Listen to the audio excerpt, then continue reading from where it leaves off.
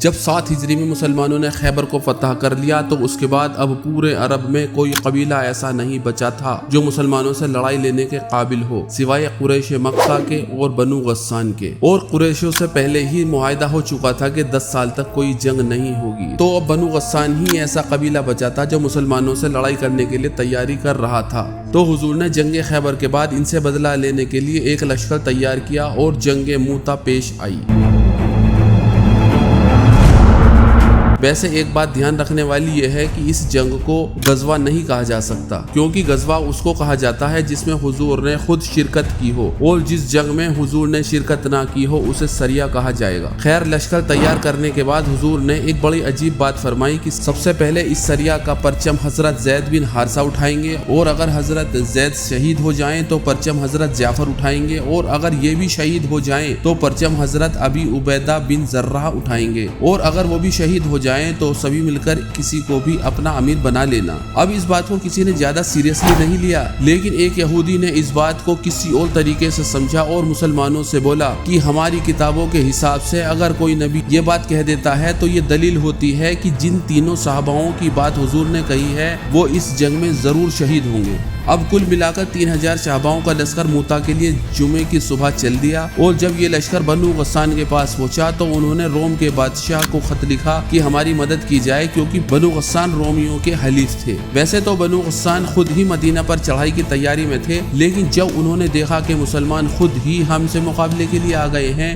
تو ان کے سردار حارث کو ڈر کی وجہ سے رومیوں کو خط لکھنا پڑا۔ خط ملتے ہی روم کے بادشاہ ہرقل نے اپنے بھائی کے ساتھ پورے 1,00,000 کا لشکر بھیجا، جس میں 50,000 تو صرف گھڑ سوار ہی موجود تھے، اور غساسنہ کے پاس پہلے ہی 1,00,000 کا لشکر موجود تھا۔ اب آپ اسکرین پر دیکھ کر امیجن کر سکتے ہیں کہ 3,000 کے سامنے 2,00,000 کا لشکر، یعنی کہ صحاباؤں کی تعداد سے 66 گنا آدمی۔ لیکن یہ دیکھ کر بھی صحابہ ڈٹے رہے۔ حضور کے حکم پر حضرت زید نے پرچم سنبھالا، اور بنو غسان نے سوچا کہ کیوں 3,000 سے مقابلے میں پوری 2,00,000 کی فوج کو لگایا جائے، اور انہوں نے صرف 5,000 سپاہیوں کو پہلے لڑنے کے لیے بھیجا۔ اب مسلمان تو پہلے ہی 2,00,000 سے لڑنے کے لیے تیار تھے، تو 5,000 ان کے لیے بہت معمولی بات تھی۔ یہ جنگ صبح سے شام تک بہت خطرناک چلتی رہی، اور جب مغرب کے وقت جنگ تھمی تو ایک بھی مسلمان شہید نہیں ہوا۔ اگلے دن جنگ پھر اس طرح چلی اور مسلمان بے جگری سے لڑتے رہے، اور اس دن کچھ مسلمان شہید ہوئے لیکن بہت تھوڑے سے، اور 6 دن اتنا شدید قتال ہوا کہ رومی کہتے ہیں کہ ہم میں سے کسی نے ایسی لڑائی پہلے کبھی نہیں دیکھی تھی، اور مسلمانوں کے لیے بھی اب تک کی شدید ترین جنگ یہی ثابت ہو رہی تھی۔ اس کے بعد بھی جنگ جاری رہی، اور حضور کے فرمان کے مطابق حضرت زید شہید ہو گئے۔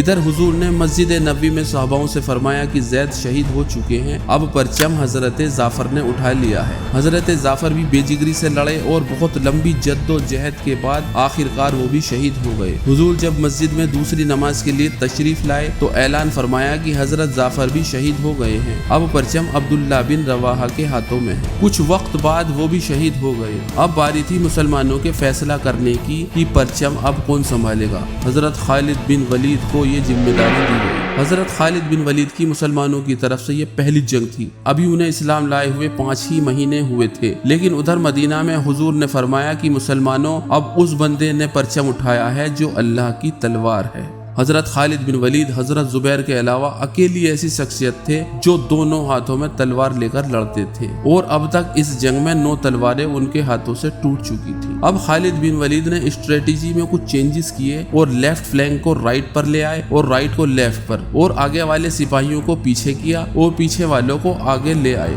اور ان کے پرچم بھی بدل دیے۔ اب جب اگلے دن رومیوں نے دیکھا تو انہیں اپنے سامنے سب نئے چہرے دکھائی دیے اور الگ الگ پرچم دکھائی دیے۔ اس سے انہیں لگا کہ مدینہ سے اور فوج آ گئی ہے، اور وہ دہشت میں آ گئے۔ اس دن اتنا شدید قتال ہوا کہ حضرت خالد کے ہاتھوں سے 10 تلواریں ٹوٹ گئیں، اور رومیوں کے پاؤں اکھڑ گئے اور انہوں نے بھاگنا شروع کر دیا۔ تبھی حضرت خالد نے بھی اپنی فوج کو پیچھے ہٹنے کا حکم دیا، کیونکہ مسلمانوں کو صحیح سلامت مدینہ واپس لے جانا بھی اس وقت بہت بڑی بات تھی۔ جب وہ مدینہ پہنچے تو مدینہ والوں نے سمجھا کہ یہ لوگ بھاگ کر آئے ہیں، لیکن حضور نے فرمایا کہ یہ بھاگ کر نہیں آئے، बल्कि 2 लाख की फौज के बीच से 2500 मुसलमानों को सही सलामत ले आना कोई छोटी बात नहीं, और ये मदीना से मदद लेकर दोबारा लड़ने वालों में से है। इस जंग के बाद अब पूरे अरब में कोई ऐसा कबीला नहीं बचा जो मुसलमानों के खिलाफ जा सके सिवाय कुरैश के। लेकिन सुलह हुदैबिया के मौके पर उनसे पहले ही सुलह हो चुकी थी कि 10 साल तक कोई लड़ाई मुसलमान और कुरैश के बीच नहीं लड़ी जाएगी। लेकिन ऐसा क्या हुआ कि अगले साल ही मुसलमानों को मक्का की तरफ जंग लड़ने के लिए निकलना पड़ा।